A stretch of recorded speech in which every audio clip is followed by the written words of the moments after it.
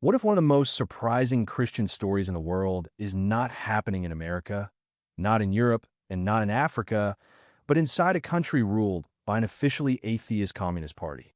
What if behind high-rise cities, internet controls, and constant surveillance, millions of people are quietly turning to Jesus?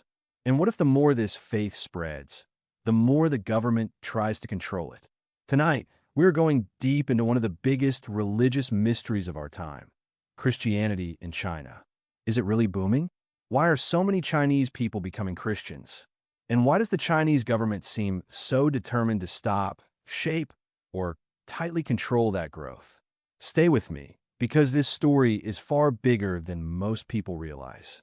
At first glance, the idea sounds almost impossible.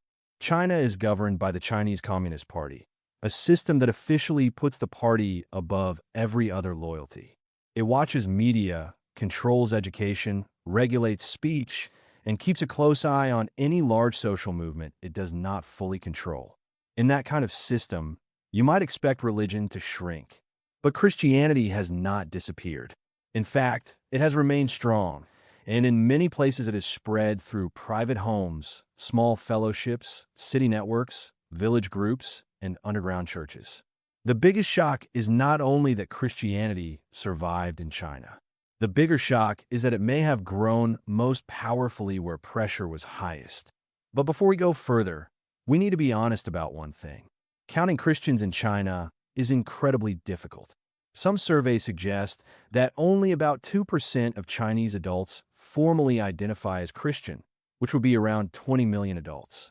But broader measures of belief paint a much larger picture. Pew found that when researchers looked not just at formal identity, but also at belief in Jesus or God in Christian terms, the number could rise to around 81 million adults.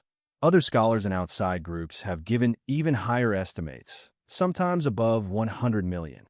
That means two things can be true at once. The exact number is unclear, and the Christian presence in China is probably much larger than the safest official-looking figures suggest. That uncertainty is itself part of the story, because many Chinese Christians worship outside official state systems and may be afraid to openly identify themselves. That is what makes this story so fascinating. China may be one of the hardest places on earth to measure religion correctly. A person may believe deeply but never say so in a survey. A family may meet every week for prayer but never register with the state. A church may exist, grow, split into smaller groups, and spread from one city to another without ever appearing in official numbers. In a country where unregistered churches can be raided, fined, or shut down, silence becomes a survival strategy. So when people ask, is Christianity booming in China? The most honest answer is this: no one knows the exact size. But there is enough evidence to say Christianity became a major force in Chinese society after the Reform era, and it remains strong enough that the government keeps treating it as something that must be tightly watched and managed. To understand why Christianity has such power in China today, we have to go back for a moment. Christianity is not new to China. It entered in different waves over many centuries, but the modern story really changed after 1949 when the Communist Party took power. Foreign missionaries were pushed out, religious life was heavily restricted, and during the Cultural Revolution, religion was attacked across the country. Churches were closed, clergy were humiliated, and public religious life nearly disappeared from view. If you were looking at China in those years, you might have thought Christianity had no future there at all. But history has a strange pattern. Sometimes faith grows strongest after it is driven underground. What looked like the end was actually the beginning of a quieter, deeper chapter. Then came the Reform era. As China opened economically in the 1980s and 1990s, life changed fast. Cities expanded. People moved from villages to factories and then into massive urban centers. Old social structures weakened. New freedoms appeared in some areas, but so did loneliness, pressure, and confusion. Millions of people were making money, but many were also searching for meaning, trust, and community. That is one reason Christianity found open hearts. A church, even a small one in an apartment, could offer friendship, moral clarity, hope, forgiveness, and a feeling that life had a purpose bigger than work, status, or survival. In times of fast change, people often look for something solid. For many Chinese believers, Christianity became that solid ground. Another reason Christianity spread is that it works well in small groups. It does not always need a giant building, public advertising, or a large official institution. It can move through friendships, relatives, work contacts, marriage, personal testimony, prayer groups, Bible study circles, and home meetings. That matters in a place where public space is controlled. If one large church is shut down, believers can meet in homes. If one leader is arrested, another can step in. If one city becomes dangerous, networks in other cities continue. This is one of the reasons house churches became so important. They are flexible, relational, and hard to erase completely. Even when the state pressures them, they often adapt instead of disappearing. And then there is the human side of faith, which statistics often miss. Many Chinese Christians do not talk first about politics or institutions. They talk about healing from fear, freedom from guilt, recovery from addiction, peace in family life, comfort in suffering, and the simple power of believing that God sees them. In a society where competition can be intense and trust can feel fragile, the Christian message of grace, love, and dignity can be deeply attractive. Some find faith after personal crisis. Some come through a friend. Some through study. Some through disappointment with material success. Some through curiosity about the Bible, Jesus, or Western history. Different paths lead in, but the result is often the same. A faith that becomes personal, costly, and hard to remove once it takes root. There is also a social reason for Christianity's appeal. Churches create communities of trust. In a fast-moving society, people need relationships they can rely on. A church can become a place where families support each other, where the lonely find belonging, where young professionals ask deeper questions, and where older people discover a stable moral world. It can help migrants in unfamiliar cities. It can connect students, workers, parents, and grandparents. That kind of network is powerful. And this is exactly where the story begins to collide with the government's fear. Because once a group creates deep loyalty, moral authority, and social trust outside the direct control of the party, the state no longer sees only a religion. It sees an independent force. That takes us to the central tension of this documentary. The Chinese government does not simply ask whether Christianity is true or false. Its deeper question is different. Who controls it?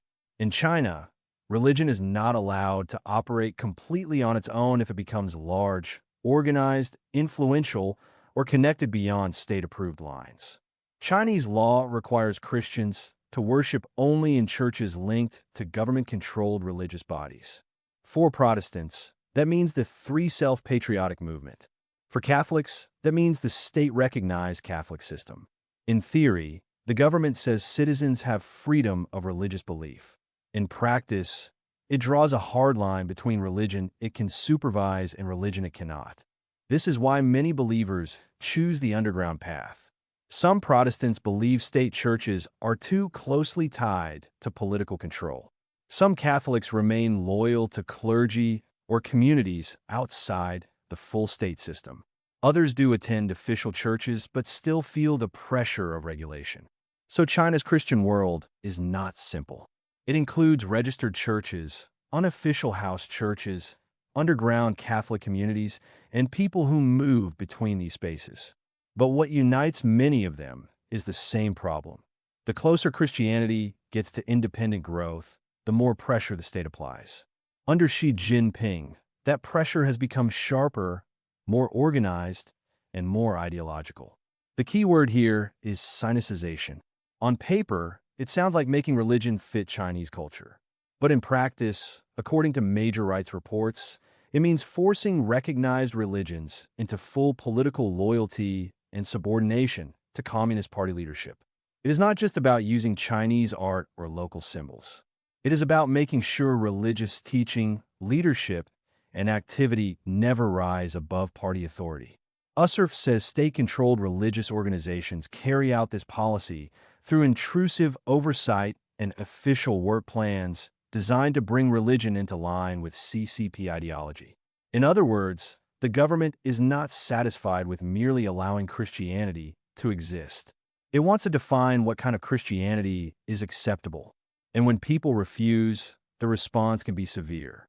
USCIRF reports that underground Catholic clergy who declined to join the state-controlled system have been detained, disappeared, or had their whereabouts withheld. Independent Protestant house churches have faced raids, harassment, fines, detentions, and prison sentences, often on charges critics say are fabricated, including fraud or subversion. The report highlights the case of Protestant pastor Qin Shaoyong, who was sentenced in 2024 to 14 years in prison. That is not a small local dispute. That is a message. It tells believers that if you build a church network outside official control, the state may not just shut your meetings down. It may break your leadership and make an example out of you. Reuters and other reporting show that this pressure has not stopped. In early 2026, Reuters reported that 6 members of the Early Rain Covenant Church, a major underground Protestant church in Chengdu, were detained in the latest crackdown. Reuters said China already has more than 44 million Christians registered with state-approved churches, but also noted that tens of millions more are estimated to belong to a legal house churches meeting in secret. The same report described a broader pattern: tighter rules on unregistered churches, harder fundraising, more limits on preaching online, and more pressure on in-person gatherings. This matters because it shows the state is not reacting to one isolated church. It is managing a nationwide problem from its own point of view. Christianity outside party supervision keeps surviving. Another important example is Zion Church and the well-known case of Early Rain. These churches became symbols because they were large, educated, influential, and hard to ignore. Early Rain's founder, Wang Yi, was detained in 2018 and later sentenced to 9 years in prison. DW also reported on a renewed crackdown on underground churches and said many arrests were tied to the accusation of illegally sharing religious content online. Zion Church, once one of the biggest unofficial Protestant churches, became a warning sign to others. Even a modern, urban, respected church can be crushed if the state decides it has become too independent. What the party fears is not only belief itself. It fears organized belief with leaders, networks, teaching, and influence that do not answer first to the state. The internet changed this story in a huge way. For years, online tools gave churches new ways to teach, stream services, publish sermons, and connect believers across cities. That was especially important for Christians in places without easy access to physical churches. But the state learned quickly. Pew notes that the government has banned unauthorized evangelization online, and Reuters previously reported on draft and later tighter rules aimed at what officials called chaotic online religious information. DW's reporting on recent church cases shows that online preaching became one of the direct targets in the crackdown. Once faith could move digitally and cross geography faster, the state treated it as something even more urgent to regulate. In modern China, a sermon shared online can look to the government not like worship, but like uncontrolled influence. Young people are another major battleground. USCIRF says China continued to prohibit minors from engaging in religious activities or receiving religious education. That is a very revealing policy. It means the state is not only trying to manage religion in the present, it is trying to shape the future. If children cannot be openly taught faith, cannot attend normal church life, and cannot grow inside a public Christian culture, then the state hopes religion will weaken over time. This is what makes the title of this video so powerful. The government is not merely trying to slow Christianity. In some areas, it is trying to interrupt the next generation before the faith becomes even stronger. Surveillance adds another layer. This is not the old kind of persecution people usually imagine, where pressure only comes through police raids or visible closures. In China today, rights groups describe a much more advanced system. USCIRF says authorities continued using high-tech surveillance outside places of worship and broader digital control to monitor religious communities. That means believers are not only worried about what they say in public. They may also worry about what is being recorded, who is present, which devices are tracked, and which online conversations might be flagged later. This kind of pressure changes the entire atmosphere of religious life. Even when a church is not physically attacked, constant monitoring can create fear, self-censorship, and isolation. It is a quieter kind of crackdown, but in some ways it may be even more effective. Yet here is the paradox that makes this story impossible to ignore. Despite all this pressure, Christianity in China has not vanished. Pew says there is no clear survey proof that formal Christian identification continued rising after 2010, and that is important to acknowledge. But Pew also makes clear that counting Chinese Christians is extremely difficult because of underground churches, political sensitivity, and fear of disclosure. So even if visible, formal growth looks flat in some surveys, that does not mean the faith is dead. It may mean it has become harder to measure. Sometimes when a state tightens pressure, numbers become less visible, not less real. And when Reuters, DW, and rights groups keep reporting church raids across different provinces and years, that itself suggests Christianity remains widespread enough to be treated as a continuing challenge by the authorities. And that raises a deeper question. Why does Christianity keep attracting people in a place where the cost can be so high? Part of the answer may be that costly faith can feel more serious, more real, and more meaningful. When belief is not just a social label, but something you may have to hide, defend, or suffer for, it often becomes more personal. House churches in China are not built mainly on comfort. They are built on conviction that can create strong believers, strong communities, and strong leaders. Repression can close buildings, but it can also strengthen identity. Many Christians in China seem to know exactly what they believe and why they believe it. That kind of faith is hard to erase with policy alone. There's also another reason this story matters far beyond China. If Christianity continues growing there, even quietly, then China could become one of the most important Christian centers in the world in the decades ahead. Not necessarily in the same way as older Christian nations, and not always in public view, but in spiritual weight, human cost, and global significance. Imagine millions of believers shaped by surveillance, pressure, and underground resilience. Imagine churches learning to survive without comfort, status, or political power.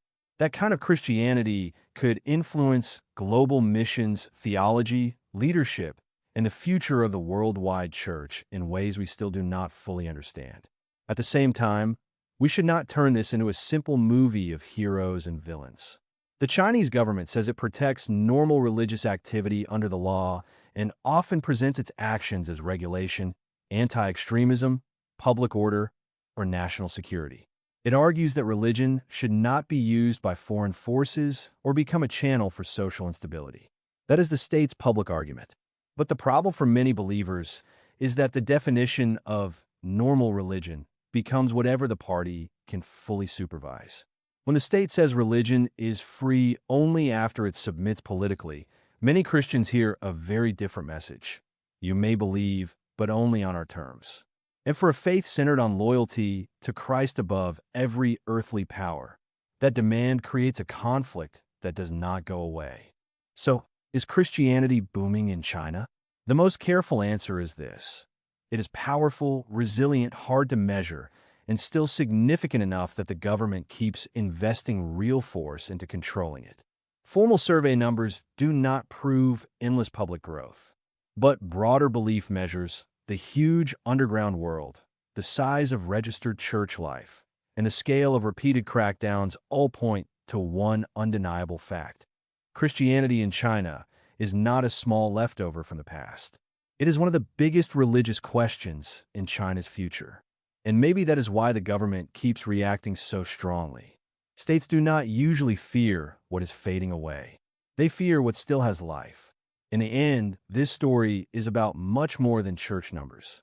It is about the battle between control and conscience, between political power and inner belief, between a system that wants loyalty first and a faith that asks people to give ultimate loyalty somewhere else. China can shut churches, pressure pastors, ban children from religious education, watch believers with cameras, and limit what can be preached online. But it still cannot fully control the private place where conviction begins.